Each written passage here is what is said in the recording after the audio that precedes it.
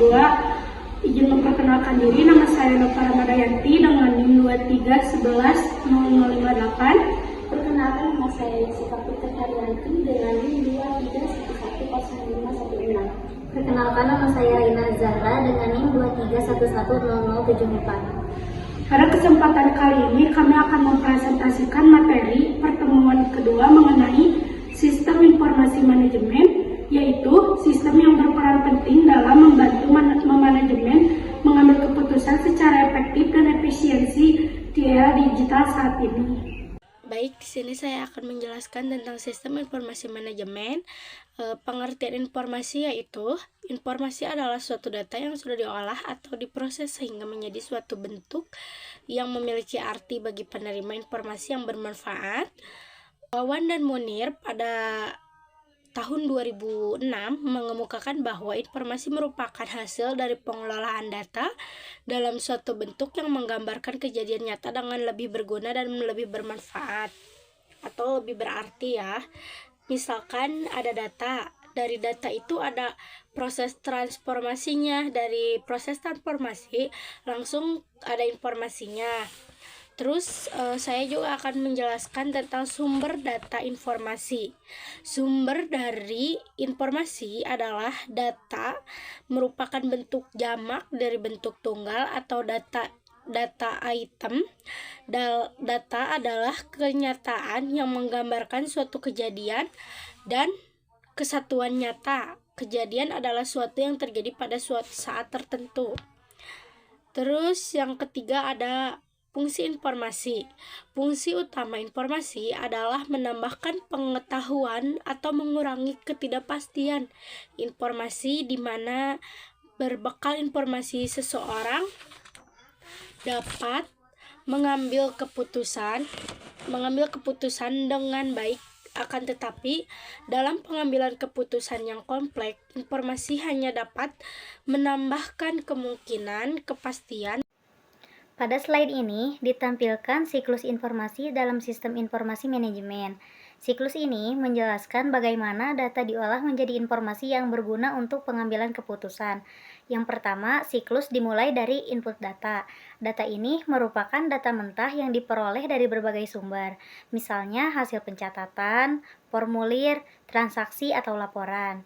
Selanjutnya, data tersebut masuk ke tahap data ditangkap.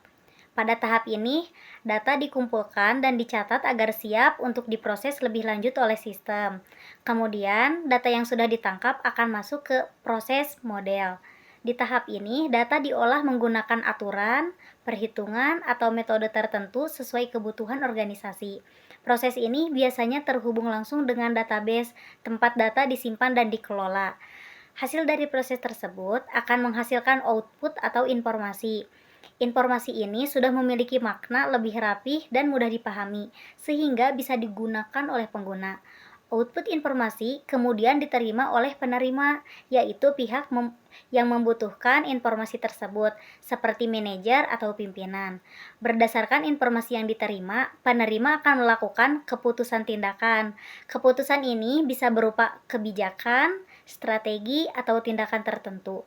Keputusan tersebut kemudian menghasilkan hasil tindakan, yaitu dampak nyata dari keputusan yang diambil. Yang terakhir, hasil tindakan ini akan menjadi umpan balik berupa data baru, sehingga siklus informasi yang akan berulang kembali dari awal. Inilah yang membuat sistem informasi manajemen bersifat berkelanjutan dan terus diperbarui.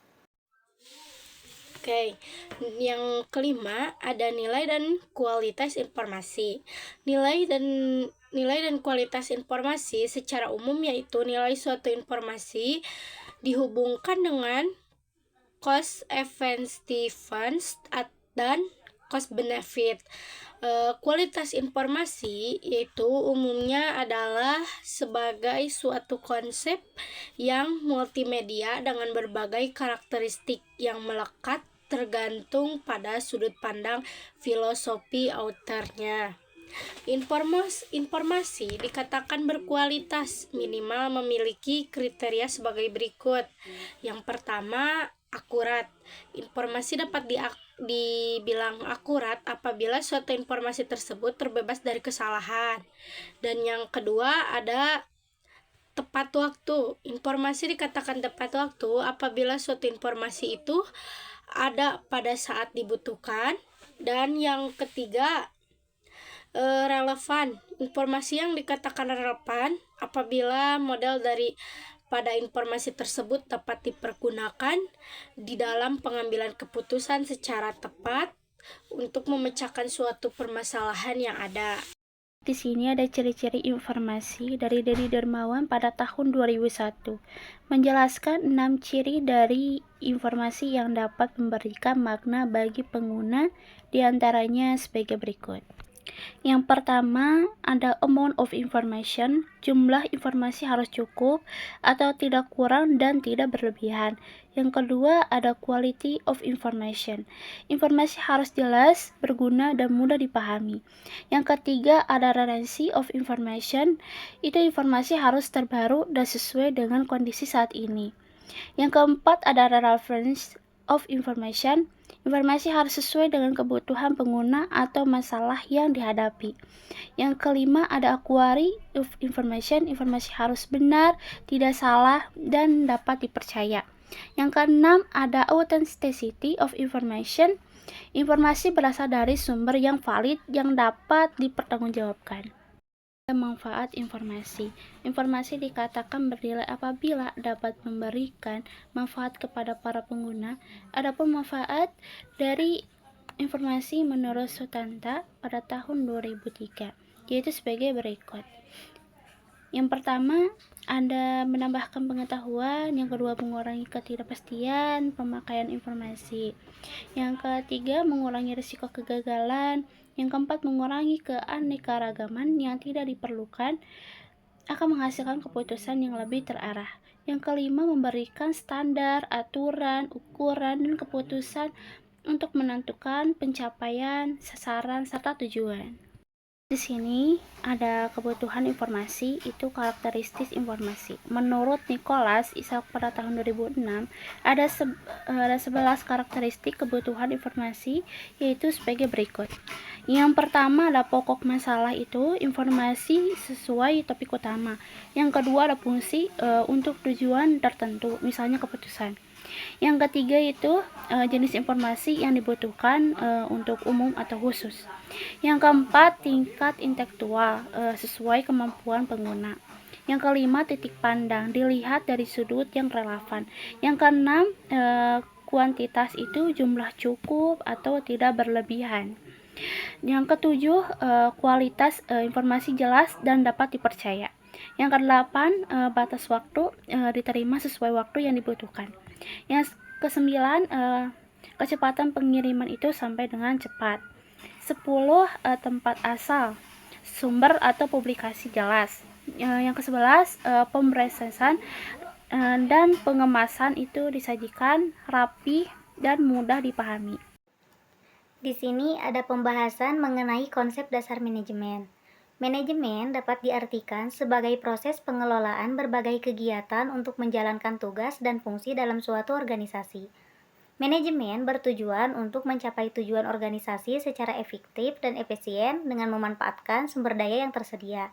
Sumber daya tersebut bisa berupa manusia, waktu, biaya, maupun informasi. Dengan adanya manajemen, setiap aktivitas dalam organisasi dapat berjalan lebih terarah, terencana, dan terkoordinasi dengan baik. Lalu di sini ada kegiatan utama dalam manajemen. Kegiatan tersebut meliputi perencanaan, pengendalian, pengawasan, dan pengambilan keputusan. Perencanaan berfungsi untuk menentukan tujuan dan langkah yang akan dilakukan. Pengendalian dan pengawasan bertujuan memastikan kegiatan berjalan sesuai rencana. Sedangkan pengambilan keputusan dilakukan untuk menyelesaikan masalah atau menentukan tindakan terbaik. Selain itu, manajemen juga mengelola sumber daya yang terdiri dari yang pertama ada sumber daya manusia, kedua material, ketiga modal, dan terakhir informasi.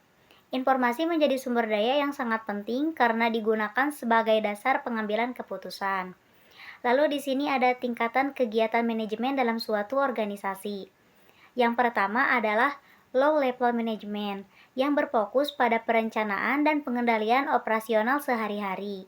Yang kedua adalah Middle Level Management, yang bertugas melakukan perencanaan taktis dan pengendalian manajemen serta menjadi penghubung antara manajemen atas dan operasional.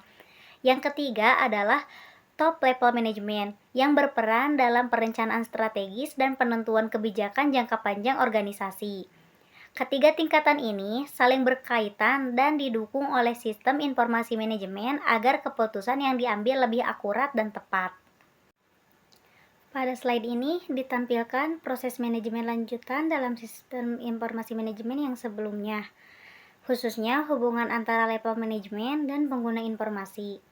Diagram pada gambar menunjukkan 3 tingkat manajemen, yaitu top level, middle level, dan low level. Pada low level manajemen, kegiatan berfokus pada operasional atau pelaksanaan pekerjaan sehari-hari. Level ini biasanya dijalankan oleh supervisor atau staf operasional dan membutuhkan informasi yang sangat detail untuk menjalankan tugas secara langsung. Naik ke tingkat berikutnya, yaitu middle level management. Pada level ini, manajer membutuhkan informasi bersifat taktis yang digunakan untuk perencanaan jangka menengah serta pengendalian kegiatan operasional. Selanjutnya adalah top level management. Top manajemen seperti direktur atau pimpinan membutuhkan informasi yang bersifat strategis. Informasi pada level ini biasanya lebih ringkas dan berupa rangkuman karena digunakan untuk pengambilan keputusan jangka panjang.